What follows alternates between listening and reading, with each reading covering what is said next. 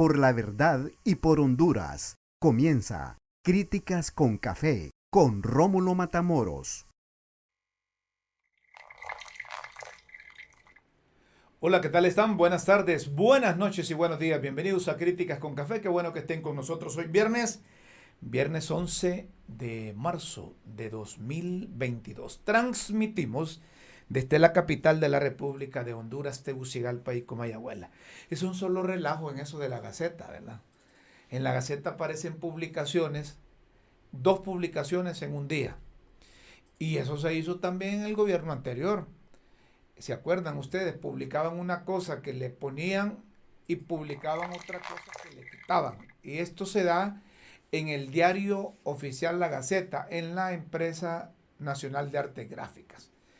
Miguel Viela, un profesional amigo, pues pegó el grito al cielo y circulan 2 ejemplares de La Gaceta del mismo día, el mismo número. Aparentemente, una publicada en la mañana y otra por la tarde. Una contiene un decreto y la otra no. Salvo criterios más ilustrados, esto es un desastre, coincidimos con él, pero habrá que ver lo que dicen las autoridades de la Secretaría, o más bien de la Empresa Nacional de Artes Gráficas. Ahí hay una resolución de la Secretaría de Estado en los despachos de Gobernación y Justicia, en una, ¿verdad? Y en la otra es dice la Constitución de la República y artículo número 1, considera el beneficio de amnistía. Era lo de la amnistía. Esas cosas que yo creo que a estas alturas ya sacaron a un montón. Bueno, lo que les quiero decir es que estas cosas no deben suceder, deben de organizarse, porque transmite inseguridad, transmite incertidumbre. Lo que hacen en el Congreso, si se publican 2 diarios de la Gaceta, y ahí hay indecisión, la gente se vuelve dubitativa y dice, ¿en qué creer? ¿En esta o en la otra? ¿O son válidos los dos? ¿O es que no les ajustó una Gaceta? ¿O que querían justificar el trabajo de los empleados de la empresa de arte gráfica? Y tantas cosas que se pueden decir ahí. Pero sí saben quién la está viendo, le está viendo feo, como dice. Ese Jesús Mejía. Cookie. Jesús Arturo Mejía Arita es ingeniero de profesión, ingeniero industrial y es ingeniero en sistema. Y digo que la está viendo fea porque es que le han hecho publicaciones de muchachas guapas, muchachas esbeltas, atractivas, elegantes, cuando él estaba en la empresa hondureña de telecomunicaciones Hondutel. No sé si le pusieron, él buscó modelos ahí para contratarlas con estratosféricos salarios. No bastó que solo estaba ahí en la empresa hondureña de telecomunicaciones Hondutel, sino que cuando los nombraron en la empresa nacional de energía eléctrica, también contrató muchachas guapas, muchachas que llamaban la atención. ¿Eso para qué sería? Para ayudarle a las muchachas, para hacer más atractivo el trabajo, o para despistar lo que se hacía ahí. Porque es que miren, y no solo cuando estaba Jesús Mejía en Hondutel,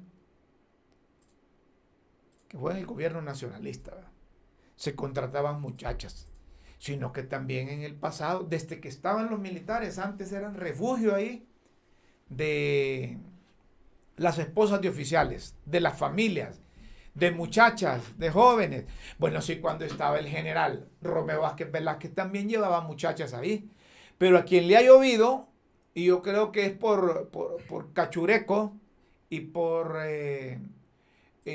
oponerse a algunas cosas que se están desarrollando o llevando en práctica en en el país es que le ha caído o le ha llovido sobre mojado a el ingeniero Jesús Mejía. Jesús Mejía es bueno para hablar. Y yo recuerdo que Jesús Mejía,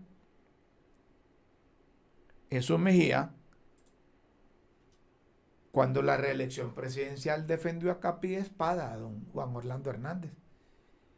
Y yo creo que eso le permitió que lo nombraran en un buen cargo. Pero yo no sé cuál es el propósito realmente de estas publicaciones, de las modelos que tenía, porque dicen que no solo eran modelos, sino que estas muchachas, algunas de ellas, eran influencers, eran muchachas muy dadas a las redes sociales, a unas muchachas elegantes. Por ejemplo, hay una de estas tuiteras, Ana Verónica se llama, que dice historias de Jesús el Grinch Mejía. Tenía su harén en la Empresa Nacional de Energía Eléctrica. A una se la trajo desde Hondutel. Para todas salarios exagerados, lujos y operaciones estéticas a papo. Es decir, que le hacían operaciones estéticas, les ponían bustos, les ponían caderas, o les cambiaban la nariz. Las mejor pagadas personas comprometidas y preparadas que han dado su vida por mantener la empresa estatal de energía eléctrica. Irónicamente escribe Ana Verónica, con dedicatoria para Jesús Mejía.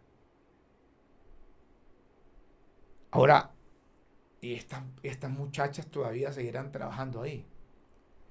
Cuando llegaron las nuevas autoridades o las comisiones interventoras a la Empresa Nacional de Energía Eléctrica, que fue la última empresa que estuvo Jesús Mejía, por último se dio las de Villadiego, salió corriendo de ahí porque ya no aguantaban, no se sabe qué presiones ahí. Y quedarían ahí las muchachas o renunciaron o también les dieron prestaciones. Hay que ver qué dice Jesús Mejía, porque a saber cuántos millones de lempiras ya le mandaste el correcto. Conectate pues. Me dice Jesús Mejía que quiere participar. ¿Ah?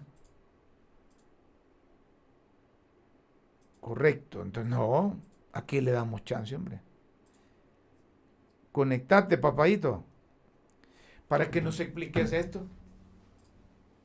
Dicen que hasta feo se miraba Jesús Mejía cuando alguien lo llegaba a visitar y a la par aparecían estas muchachas.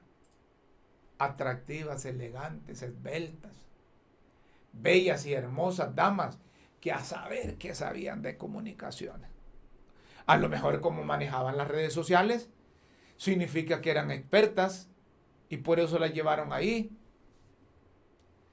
Antes Hondutel era la gallinita de los huevos de oro.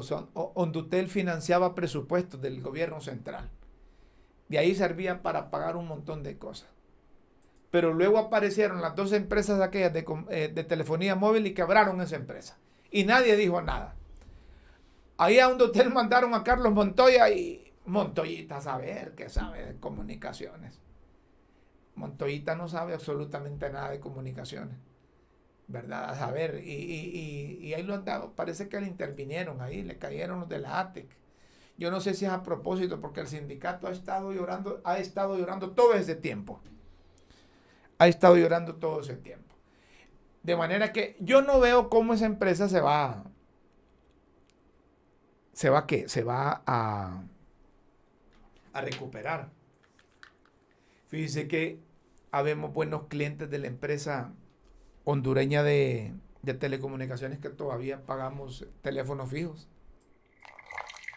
Todavía pagamos teléfonos fijos. Y creemos que llegará un día que se va a recuperar esa empresa. Pero yo no creo que con Montoyita se va a recuperar. Yo no creo que con Carlos Orbin Montoya se va a recuperar. Carlos Orbin Montoya es bueno para hablar.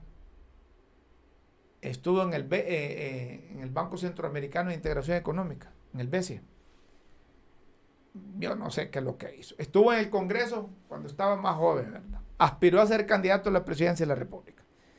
Pero, volviendo a esto de las modelos pagadas, dicen que ganaban más que los diputados y por eso los diputados andan arrechos.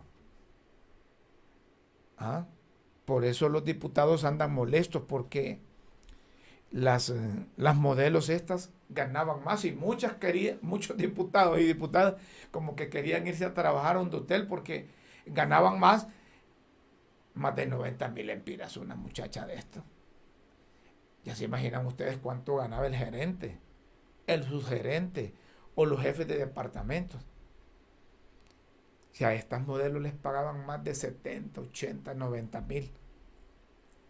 Por lo menos eso es lo que trasciende, ¿verdad? Eso es lo que trasciende en los medios de comunicación y trasciende en las redes sociales, que es donde primero salen las cosas, ¿verdad? La mayoría de las cosas que salen en las redes sociales no son reales. Pero hay publicaciones serias. Hay publicaciones formales. Por ejemplo, las cosas que decimos aquí en este programa lo hacemos con la formalidad, ¿verdad? Lo hacemos con seriedad, lo hacemos con la responsabilidad del ejercicio de la profesión. No todas las cosas de las redes sociales son malas, pero la mayoría, sobre todo aquellos que postean cosas, aquellos que escriben cosas y que son de perfiles como la directiva del Congreso, que son pandas o pandos. Es decir, ustedes me buscan a mí en las redes sociales, van a encontrar Rómulo Matamoros Escaño o van a encontrar Críticas con Café. Yo no tengo nada que esconder, ni a nada que temer. Entonces yo escribo, yo transmito, publico información, yo opino, no pasa nada. Pero hay gente que se esconde en esas redes sociales, que ponen zapatitos de tacón, que ponen toro pintado, que ponen el eje, ¿verdad? Que ponen cualquier cosa y ahí están escribiendo y están sacando cosas que no son responsables. Entonces, ¿cómo le vas a creer a esos asuntos? ¿Cómo le vas a creer? Estamos tratando, bueno, no sé, le mandaron el enlace a don Jesús Mejía y no sé si al final se conectó. Me dicen producción que están esperando la comunicación, porque nos hubiese gustado escuchar el punto de vista de Jesús Mejía, ¿verdad? Que es un nacionalista, es un cachureco, fue gerente de Hondutel y fue gerente de la Empresa Nacional de Energía Eléctrica. 2 empresas quebradas. A saber si fue Jesús que las quebró. Digo esto porque son 2 empresas que no solo las autoridades las tienen en el ojo, sino también los organismos de crédito internacional. Los organismos de crédito internacional tienen a Hondutel moribunda, tienen a la Empresa Nacional de Energía Eléctrica moribunda, han hecho planteamientos para levantarlas y no hay por dónde. Lo más fácil para esas empresas es la quiebra. En esta Empresa Nacional de Energía Eléctrica se han hecho intentos, pero no. El gobierno pasado corrió a darle un contrato a la empresa Energía Honduras. no cumplía el contrato y ellos todo, primero agarraban lo que les correspondía a ellos y lo que sobraba le daban a los demás. Y así como iban a recuperar esa empresa. Por eso es que los generadores de energía tienen problemas porque la empresa no está al día. Precisamente porque los funcionarios de la empresa Energía de Honduras, ellos capan su parte, lo que sobra les van pagando poco a poco al resto de las compañías. Vamos a hacer, ahí está don Jesús. Bueno, seguimos entonces, aquí me dice producción. Gladys Caballero, buenas tardes. Rómulo, disculpe, pregunta, ¿sabe qué cargo tiene en el gobierno Coffee y la Harley Davidson? Celaya Castro. Porque no hay ninguno de esa familia que no tenga chamba. Bueno, Chusito tiene un problema en su memoria que no lo ha sabido manejar. Saludos, doña Gladys. Un fuerte abrazo y nuestra solidaridad por la muerte de su esposo. Luis Fernando Cuello escribe afuera, Mel y Salvador también. Ah, papo, ya le están poniendo, ya también, y solo no lleva ni 2 meses de gobierno, ya fuera Mel y fuera Salvador también. ¿Qué asociación esa, verdad? Doña Chila, que le dé café para que conteste. Ah, muy bien, hay que darle café a Jesús Mejía. Muy bien. Todavía no se conecta Jesús. Ah, perfecto. Pero cuando quieras, Jesús, cuando quieras, con mucho gusto te damos oportunidad de participar aquí en Críticas con Café a través de las redes. Vamos a tener nueva embajadora, ¿verdad? Nueva embajadora de los Estados Unidos. Ya el Senado dio el visto bueno para que Laura Farswart Dagu tome posesión de su cargo. Esta señora tiene experiencia bastante, es diplomática de carrera. Ya vamos a seguir hablando de esto porque me dicen ahí en producción que ahora sí está Jesús. Jesús. ¿Cómo está Jesús? Buenas. ¿Está Jesús? ¿Me escuchás, Jesús? A ver. Bueno, ahí está Jesús conectado. Jesús Mejía, ingeniero industrial y en sistemas. Ahora me escucha Jesús. Buenas tardes. ¿Tiene problemas todavía ahí? Tal vez el micrófono. Ya escucho, Rómulo, ya escucho. Ah, aquí estamos, ahora sí. Jesús, ¿qué pasa con esas mujeres, hombre? Dije que tenías ahí un montón de muchachas, un harén, hermosas damas. Ahí estábamos viendo hace unos instantes porque en producción nos estaba poniendo ahí unas muchachas bellas que ganaban 70, 80, 90 mil empiras. Primero es cierto esta cosa.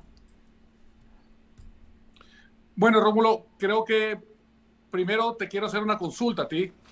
Si esta entrevista es sobre el aspecto físico de las personas o sus competencias, para saber por dónde vamos a caminar. No, pues, bueno, te voy a aclarar, pues, ya que me haces la pregunta. Es del salario que devengaban y la justificación que se tenía para contratarlas, pues, para empezar. Bueno, Rómulo, inicialmente haré un lado el aspecto físico y me enfocaré en el tema de las competencias, que es por el cual el motivo uno viene y contrata a una persona. Estas personas empezaron trabajando conmigo en Hondutel, cuando yo era gerente de Hondutel, sí, en el año 2014. Y fue la gente que estuvo alrededor mío para lo que era el tema de controles, revisión documental, análisis financiero de las cosas que hacíamos y estar viendo los reportes periódicos sobre los impactos que tenían las decisiones que tomábamos. Vaya, mis 2 asistentes, y muy particularmente con ellas 2, lo que era Lani y Vicky, por ejemplo. Las 2 son licenciadas, las 2 tienen maestría, una en recursos humanos y otra en finanzas. Que el sueldo 70,000 empiras entre las 2. Era el sueldo entre las 2, 70,000 empiras. No de cada una, Rómulo. Entonces eran 35 y 35 para las 2. Correcto. Correcto. Una era licenciada en finanzas y la otra era licenciada. No, una era licenciada en relaciones internacionales con maestría en finanzas. Sí. y la otra creo que es licenciada en Administración de Empresas con maestría en Recursos Humanos. Es decir, que de acuerdo a la capacidad, me estás diciendo que justificaba ese salario. Pues te pregunto por Fausto Cálix, una persona de 26 años que no cumple con los requisitos de la ley y que está ganando 100,000 empiras. Es abogado, no es notario, no tiene ningún posgrado. Sí. ¿Quién es más competente? Vale la relación que tú me haces ahora. Fausto Claro. Cáliz es abogado, tiene quizás unos cuantos años de haber salido de la 26. universidad. 26, 27 años tiene Fausto. De haber salido de la universidad y lo pusieron ahí. Pero esa es la forma como el argumento ese de mencionar a otra persona, no creo que sea válido. Sí es válido lo que tú dices ahora, que eran profesionales, que tenían sus títulos y que no ganaban 70, sino que solo ganaban 70 entre las dos. Pero solo esas dos mujeres habían ahí. Luego mencionan a la que fue esposa de Tony Hernández. Yo cuando la conocí no fue persona que yo llevé en mi equipo, sino que tú sabes que en los gobiernos siempre hay personas que te recomiendan y que te piden apoyo. Ella era una abogada y tenía las competencias, porque es una abogada, pues está graduada, y trabajó en el departamento legal. Abogada, la esposa de Tony Hernández. Claro. ¿Cómo se llama ella? Y que conste, Rómulo, en ese entonces no había ningún señalamiento de Tony Hernández sobre ningún tipo de ilícito. Y otra cosa, Rómulo, me van a disculpar, pero ella no tiene por qué pagar los platos rotos de lo que sucedió con Tony. Sí, Miren, aquí... Pero hay algo, Rómulo, hay algo que vale la pena que aclaremos. A ver, la esposa de Tony Hernández te la recomendaron para que trabajara ahí en Hondutel. No, en la ENE. En la ENE, ya era en la ENE. Abogada de profesión. Abogada de profesión. Ajá, pero cuando estabas ahí en la ENE, ¿en qué año fue eso? En el 2016, yo acababa de entrar. Pero el 2016 ya se mencionaba a Tony que andaba en esas cosas. No, o sea, recuerda que el problema que se da es cuando lo capturan en Estados Unidos. Correcto. No antes. Sí. Y nuevamente, Rómulo, tú no puedes ser culpable de cosas que hizo tu cónyuge. O sea, aquí somos adultos y ahí que tenemos que tener mucho cuidado. Miren, esta discusión, por eso te pregunté de un inicio si era un tema de apariencia física o de competencia, porque creo que tenemos una mentalidad tan retrógrada en la cual nos parece increíble o imposible que una mujer pueda optar a un buen cargo. Sí, no cuestionamos algo, Rómulo. No cuestionamos. La presidenta de la República es mujer. Sí, no cuestionamos eso, no cuestionamos eso. Lo que ha trascendido es que hubo fiesta, que se gastaron estratosféricos salarios en modelos, porque lo que hacen es publicar modelos, publicar muchachas muy atractivas, pero ya cuando tú nos dices que estás metiendo las manos por las asistentes que tenías, que eran profesionales y que ganaban no 70 ni más, sino que 35,000, y yo te creo en eso, pero mencionan a otras personas más. Ya tú dices la esposa de Tony Hernández, claro, ¿verdad? Y luego menciona también a la persona que se preparó por más de un año en control interno cuando estaba en Hondutel, que yo fui el único funcionario que hice una unidad de control interno para tener control de los procesos y tener las empresas limpias de corrupción. Por eso el día de hoy, Rómulo, cuando alguien viene y señala que yo hice algo malo y van a ver los procesos, se dan cuenta de que hay algo que respalda toda decisión que nosotros tomamos. Entonces, no pueden encontrar en mi administración bajo ninguna circunstancia un acto de corrupción.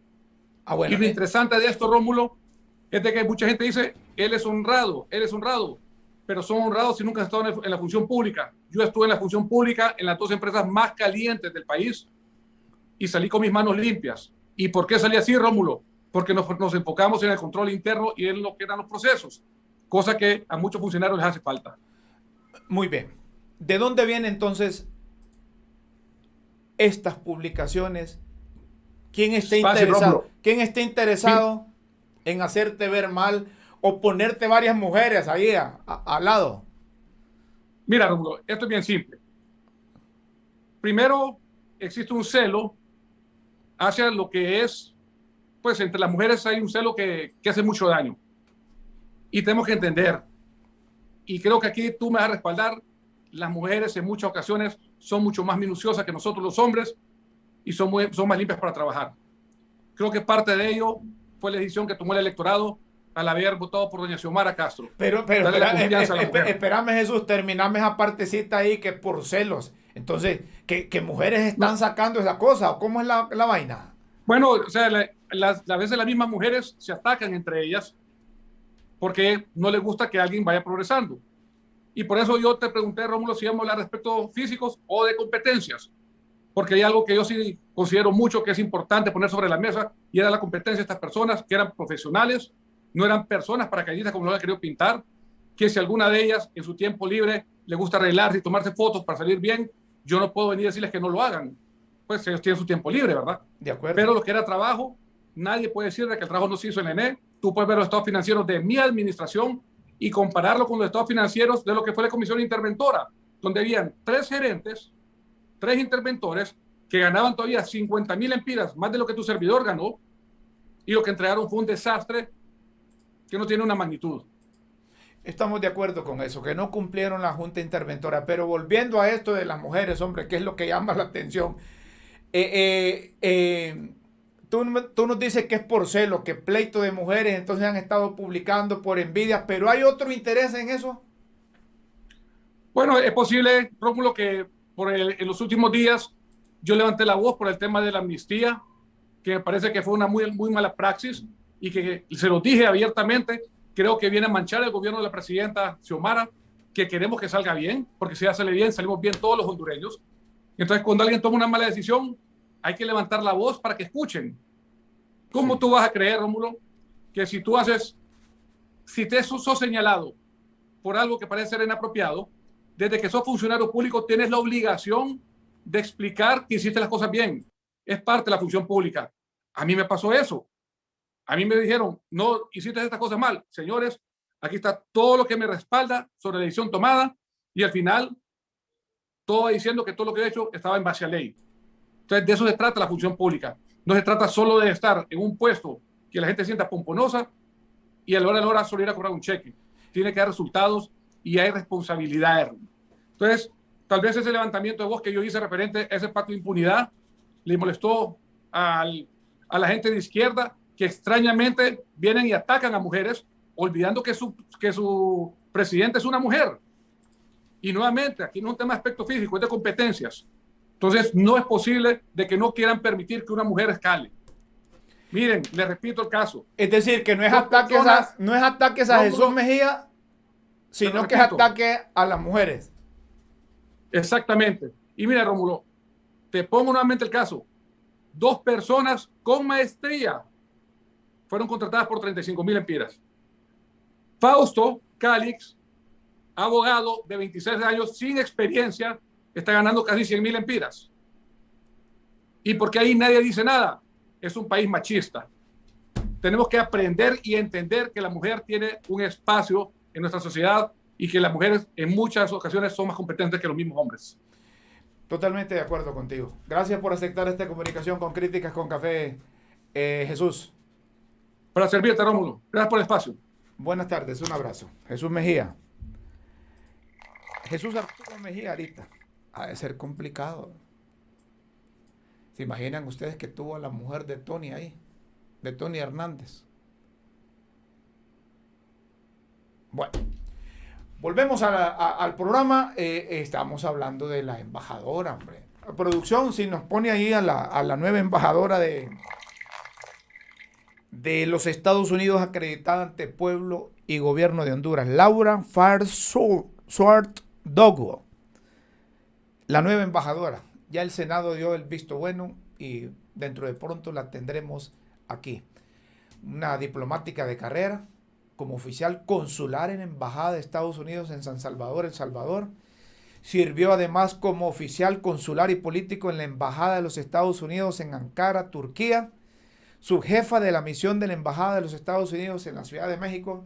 Embajadora en Nicaragua y pronto embajadora de Honduras. Joven, 57 años de edad, un poquito mayor que yo, pero habla inglés, árabe, habla español, habla turco y pronto va a aprender a hablar el idioma de los hondureños, ¿verdad? El idioma de los hondureños. Así es que qué bueno para la administración de doña Xiomara Castro de Zelaya, porque eso significa que el gobierno de los Estados Unidos no solo es aliado de Honduras, sino que está creyendo en la administración del Partido Libertad y Refundación con doña Xiomara Castro Sarmiento al frente como presidenta de la nación. Esto es importante porque miren ustedes, durante 12 años del gobierno o de gobierno nacionalista, no tuvimos embajadora o embajador. Y ella es plenipotenciaria.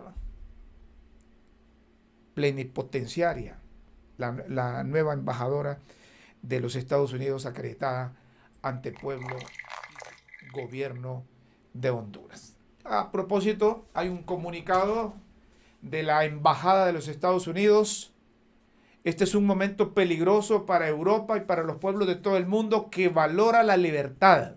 Al llevar a cabo este ataque brutal contra el pueblo de Ucrania, Vladimir Putin ha avasallado los principios que sustentan la paz mundial y la democracia, pero el pueblo de Ucrania demuestra resiliencia. Su valentía es ahora fuente de inspiración para el mundo entero. Dice el comunicado de la embajada que Estados Unidos, junto con sus aliados y socios a nivel global, seguirá apoyando al pueblo ucraniano en la defensa de su país. Repito esto, Estados Unidos, junto a sus aliados y socios a nivel global, seguirá apoyando al pueblo ucraniano en la defensa de su país. Cuando se escriba la historia sobre este periodo, mostrará que la decisión de Putin de lanzar un ataque no provocado, injusto y premeditado dejó a Occidente más unido y debilitó exponencialmente a Rusia.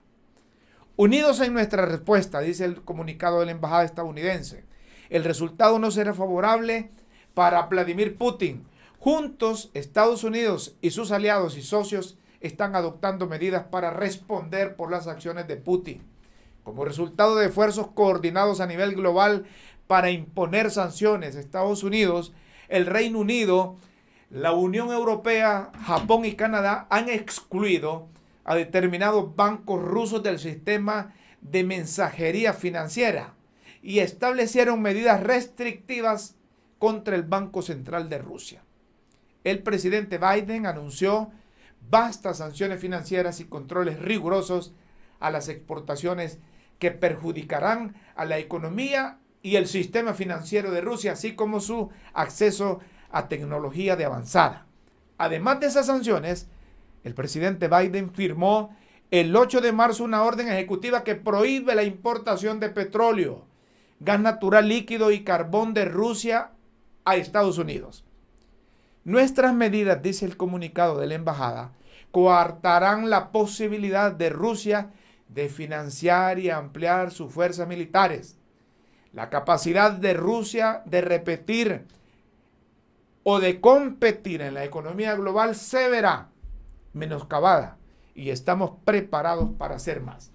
Adicionalmente, el presidente Biden autorizó fondos adicionales por 350 millones en concepto de asistencia para la seguridad destinados a ayudar inmediatamente a Ucrania. También estamos preparados para defender a nuestros aliados de la OTAN. El presidente Biden ha coordinado esfuerzos con gobiernos aliados para emplazar a miles de soldados adicionales en Alemania y Polonia como parte de nuestro compromiso en la defensa colectiva de la OTAN. No debe haber dudas, dice el comunicado de la embajada, de que la OTAN está absolutamente preparada y unida. Los próximos días, semanas, meses serán sumamente difíciles para el pueblo de Ucrania. Putin les ha infligido un profundo sufrimiento, pero el pueblo ucraniano ha vivido 30 años de independencia y ha demostrado reiteradamente que no tolerará que nadie intente hacer retroceder a su país. El mundo está muy atento a este conflicto Y si las fuerzas rusas cometen atrocidades, emplearemos todos los mecanismos internacionales que estén disponibles para que los responsables respondan por sus acciones. La libertad, la democracia y la dignidad humana son fuerzas mucho más poderosas que el miedo y la opresión. En la pugna entre democracia y autocracia, entre soberanía y sometimiento, no duden sobre esto. Prevalecerá la libertad. Finaliza el comunicado de la Embajada de los Estados Unidos acreditada ante pueblo y gobierno de Honduras. Nos separamos unos instantes y después seguimos en Críticas con Café porque nos entristece saber que en Latinoamérica, en el Caribe oriental y en nuestros países hay familias con niñas y niños que solo tienen ahorros para cubrir sus necesidades básicas durante 2 semanas y otras tienen menos. Ya vamos a profundizar sobre eso. No nos cambia, luego seguimos en Críticas con Café. Seguimos, señoras y señores, en Críticas con Café. Este viernes 11 de marzo de 2022. Claro que entristece y no deja de tocarle lo más profundo de nuestro ser cuando vemos datos que publica oficialmente el Fondo de las Naciones Unidas para la Infancia, UNICEF. 46% de los hogares con niños y niñas en América Latina y el Caribe Oriental solo tienen las familias con ahorros para cubrir necesidades básicas durante 2 semanas o menos, según una encuesta de UNICEF y la organización de investigación Impact Initiative. 1 de cada 8 familias tiene recursos económicos suficientes para un día. Miren esto, qué grosero suena. Y allá estaba un diputado la otra vez presentando una iniciativa para que aceptáramos aquí ucranianos, que vinieran ucranianos, y nosotros teniendo gente con extrema pobreza, ¿qué mayor solidaridad podemos mostrar que con nuestros propios compatriotas? Hemos invitado al licenciado Héctor Espinal, él es especialista en comunicaciones de UNICEF Honduras. Cuando hablan de poco tiempo que tienen las familias con niñas y niños para mantenerse, para subsistir, ¿qué va a pasar? Es la pregunta. ¿Y qué va a pasar en familias nuestras que viven en extrema pobreza y que nos seguimos preguntando en las ciudades de mayor concentración poblacional cómo hacen para subsistir esos hondureños? Gracias, Héctor, por estar con Críticas con Café a través de las redes. Buenas tardes. Buenas tardes, Rómulo. Un saludo muy afectuoso y felicitaciones por tu programa. El comunicado que UNICEF ha compartido en América Latina y el Caribe español casualmente se refiere a que en una fecha como hoy, sí, América Latina y el mundo suspendió las libertades ciudadanas y todos fuimos confinados por la abrupta irrupción de COVID. Estos 2 últimos años, 2020 al 2022, como lo dice el comunicado, han empobrecido a las familias hondureñas casi 10 veces más de lo que ya significaba el ingreso económico para las familias latinoamericanas y en especial la hondureña. Este comunicado lo que trata es de hacer reflexionar a las sociedades latinoamericanas a fin de que se tomen medidas para que las niñas y los niños no sean castigados groseramente con las medidas que puedan tomarse con el impacto de la crisis económica en cada uno de nuestros países. En el caso de Honduras, particularmente, hacer los esfuerzos necesarios para que las medidas económicas no impacten en la economía de las madres, de los padres, especialmente de niñas y niñas que viven en ciudades y cuyo periodo es demasiado corto para poder recuperarse. Cuando se habla de corto se refiere a que una familia que tiene capacidad económica tiene mayor oportunidad de recuperación a largo tiempo, mientras una familia con limitaciones económicas ya tenidas durante décadas y con COVID 2020-2022 más los huracanes tienen menores posibilidades y menor tiempo de poder invertir en su alimentación, en su salud y no digamos en el impacto que ha tenido la educación en toda América Latina y Honduras.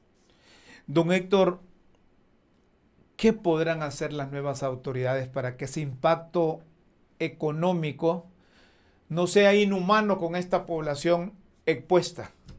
¿Qué puede o qué recomienda la UNICEF para que tratemos de humanizar esa relación de la sociedad con esta gente olvidada, abandonada, casi discriminada por los hondureños que tienen posibilidades? El 27 de enero que asumió el gobierno de la nación, la presidenta Xiomara Castro Sarmiento colocó aproximadamente 30 medidas que el gobierno hondureño estaría tomando de manera inmediata a fin de enfrentar la crisis que tienen las sociedades latinoamericanas y en el caso de Honduras. Y se refirió a 4 temas muy importantes. El primero, empleo.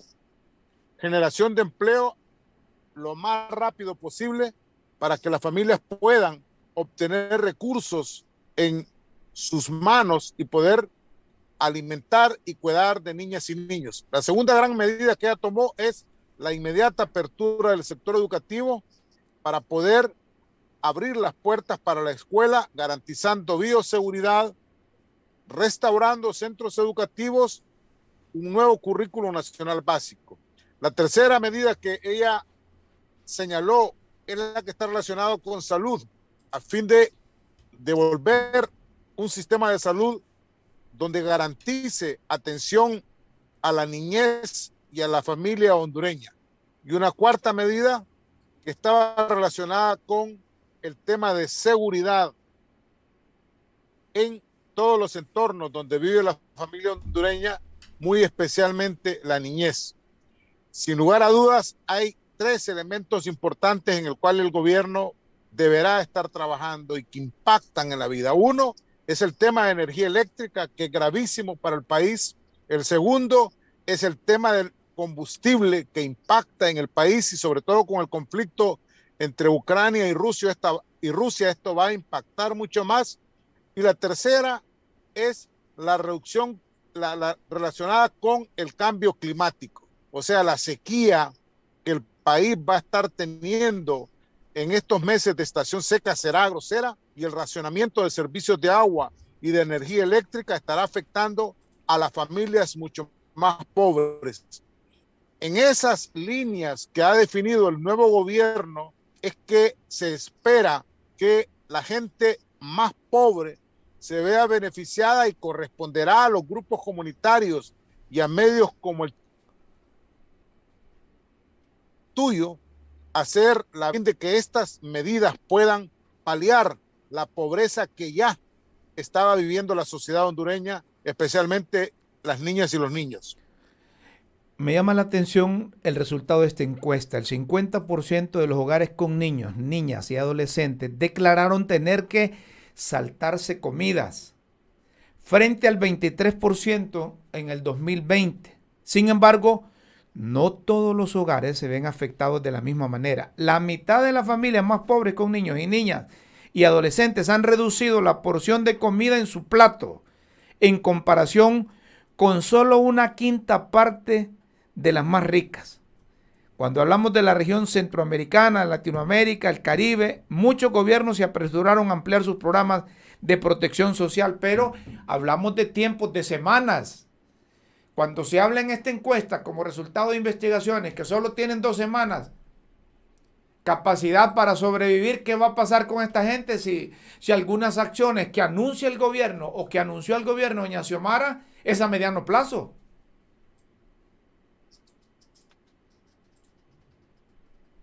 Héctor. El sentido común te va a decir, le va a la administración y a los funcionarios públicos a nivel local, a nivel departamental, que en Honduras desde hace muchos años hay familias que ni un tiempo de comida tienen. Hay niñas y niños que han ido a la escuela antes de la pandemia sin merienda escolar. Hay niñas y niños que en encuestas que nosotros mismos hemos podido realizar acá, una de sus decisiones para ir a la escuela es acceder a merienda escolar.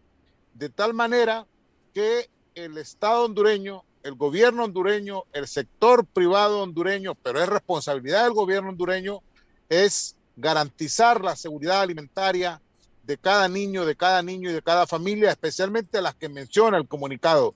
Son periodos cortos, pero de hecho, esta tarde que nosotros hablamos por tu programa, habrán cantidad de niñas y niños y familias hondureñas que se acostarán sin su cena.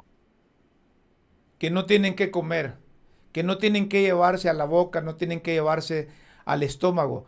Esto es grave y no es la primera vez que hablamos contigo sobre esto.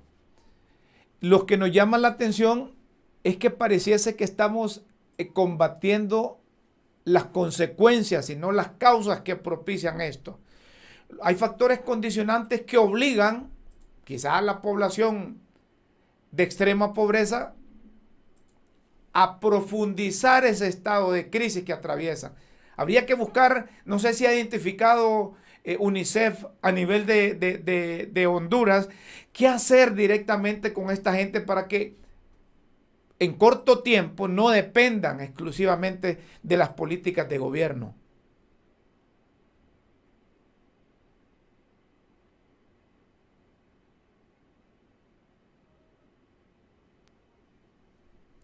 La única forma, Rómulo, es su propia capacidad alimentaria. Lamentablemente,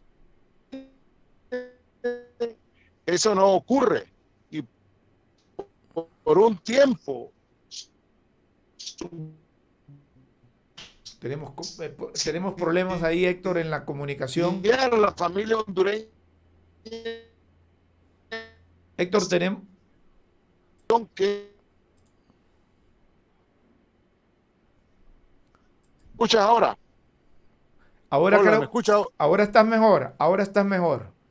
Antes Estaba había... hablando de que el Estado hondureño deberá enfrentar esta situación vía subsidio, mientras el dinero que la familia necesita es capaz de obtenerlo.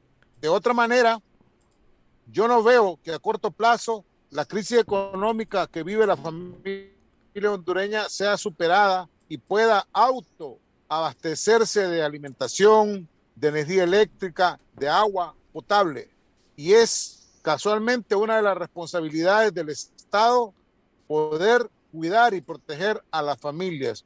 Esta autosostenibilidad de las familias en el caso de Honduras no es factible en estos tiempos debido a lo que el comunicado manifiesta. O sea, hay extrema pobreza, no hay dinero en la familia hondureña y una buena parte de esta población tendrá que recibir el respaldo del Estado hondureño, y poco a poco la familia podrá ir obteniendo las capacidades que debe tener para producir lo que consume cada familia. Pero es muy difícil que hoy en día una familia hondureña muy empobrecida pueda autosostenerse sin la subsidiariedad y solidaridad que el Estado hondureño debe brindar. Perfecto, Héctor, gracias. Héctor Espinal, experto especialista en comunicaciones de UNICEF Honduras. Lamentablemente la comunicación no era muy audible, se estaba perdiendo. Entendemos que estás en un vehículo, pero te agradecemos esta comunicación que hemos sostenido para efecto de orientar a la población hondureña y a los que toman decisiones que dirijan la mirada a ese alto porcentaje de compatriotas que viven en extrema pobreza. Gracias, Héctor, por estar con nosotros. Gracias, Rómulo, y lamento la interferencia que ha habido en la comunicación, pero el comunicado tú lo tienes a mano y lo puedes hacer público y visibilizar a las niñas y los niños en Honduras. 3.7 millones de la población son niñas y niños y hay que visibilizarlos, hay que decirles que existen y que son casualmente la reserva que tiene este país para crecer en el futuro próximo. Perfecto, gracias, Héctor. Gracias, Héctor. Héctor Espinal, oficial especialista en comunicaciones de UNICEF Honduras. Cuando la región de América Latina y el Caribe entró en crisis al comienzo de la pandemia, muchos gobiernos se apresuraron a ampliar sus programas de protección. Sin embargo, 2 años después del inicio de la crisis, las familias tienen menos acceso a ayudas. Hay que utilizar y buscar este mecanismo de UNICEF y de instituciones serias de prestigio nacional e internacional para hacerle llegar no solamente alimentación, no solamente mensaje, sino que hacerle llegar políticas de subsistencia a esta gente. Es triste que la gente que vive en zonas olvidadas, aisladas, no tengan que llevarse a la boca no solo 1, 2, sino que hasta 3 veces al día. No tienen los 3 tiempos de comida. Nos separamos unos instantes. Me está diciendo producción que tenemos ahí que hay una socialización del Congreso que prácticamente ha terminado y que desde el Congreso de la República se está anunciando que le van a dar volantín a esa ley de empleo por hora. La comisión de dictamen ha informado que finalizó la socialización con representantes de la sociedad civil. Y han dicho que la Sala Laboral de la Corte Suprema de Justicia envió una nota a la comisión de dictamen con unos fallos que constituyen jurisprudencia en esta materia donde se está accediendo y dando lugar a las pretensiones de los trabajadores reclamantes. En ese sentido, dijo Silvia Ayala, diputada del Partido Libertad y Refundación, podemos concluir que las denuncias que se han hecho orientadas a manifestar que esta ley de empleo por hora contraviene, disminuye los derechos de los convenios internacionales, la Constitución y el Código de Trabajo confiere a los trabajadores. Ya hay algunos fallos donde algunos trabajadores han acudido al Poder Judicial, a los juzgados competentes y han sido declarados con lugar a sus demandas. Bueno, lo que en buen lenguaje significa, si no sucede otras cosas en las próximas horas, es que esa ley de trabajo por hora la van a derogar. Aunque algunos empresarios defienden eso y ponen a sus trabajadores a defenderlos, hay muchos antecedentes de explotación en pleno siglo XXI. Muchachos que los obligan a firmar cada 3 meses o cada 6 meses para que trabajen por hora y les exigen 8 horas de trabajo y solo les reconocen el salario de 5 o de 6 horas. Esto no puede seguir pasando. Y son muchachos y muchachas que vienen trabajando no de 3 meses, 6 meses, 1 año, sino que tienen 2 años, 3 años, 4 años. Si la empresa ha podido contratarlos por 4 años, renovándoles contratos cada 3 meses o cada 6 meses, obligándolos a trabajar 8 horas y pagarles solo 6, este empresario puede contratarlo permanentemente con todos sus derechos. Ahí voy a estar de acuerdo con el Congreso hondureño porque no ha sido un trato en el marco de la ley que se le ha dado a estos trabajadores por hora. Esta gente hay empresarios, no todos, pero hay empresarios que se han aprovechado de los jóvenes. Ahí andan con la cantaleta que un muchacho, si no tuviera ese trabajo por hora, no estaría estudiando. O que las empresas los ponen a estudiar. No, se trata de cosas laborales. Yo trabajé y estudié a la vez. Y yo trabajé y estudié en horas de la noche. No había eso tal contrato por hora. Pero es injusto que obliguen a alguien a firmar un contrato por 4 horas, 5 horas, 6 horas y lo obliguen a trabajar 8. Señoras y señores, hoy es viernes y como dicen aquellos que les gusta empinar el codo, el hígado lo sabe. Tenemos que despedirnos. Cerramos Críticas con Café con mensajes. Pregúntele al mequetrefe ese con qué salario tenía la esposa del narco Tony Hernández. Y qué raro que él era el único que no sabía, porque todos los hondureños sabíamos. Es que como Cookie dijo que, Jesús Mejía dijo que ahí le tenían trabajando la esposa de Tony, ¿verdad? Un fuerte abrazo a todos. Gracias. Hay comunicaciones. Sobre el comunicado de la Embajada Americana, Estados Unidos debe asumir su cuota de responsabilidad al provocar a Rusia y generar esta cruel guerra por cuestiones geoestratégicas. Bueno, hay gente que se le sale lo ñurdo, ¿va? Pero lo vamos a poner ahí. Toda guerra es condenable, repudiable. Miles de familias inocentes son las víctimas y la humanidad entera mayor empobrecida y enriquecimiento de las industrias militares y sus escenarios de pruebas de armamento. Saludos.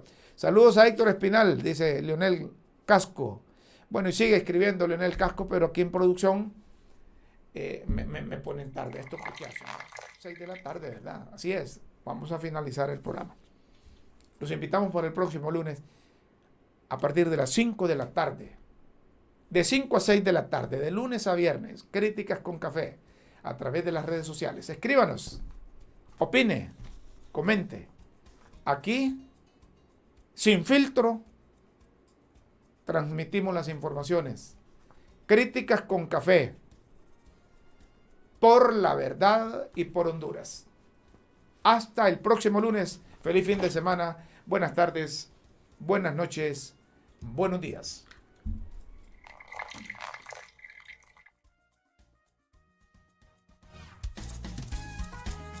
Por la verdad y por Honduras. Finaliza Críticas con Café con Rómulo Matamoros.